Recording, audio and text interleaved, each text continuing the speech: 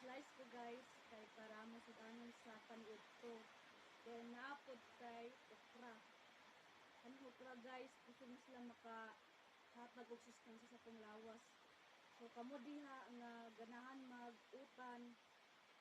Nice kaming kalabasa og okra guys sa tuwang panglawas.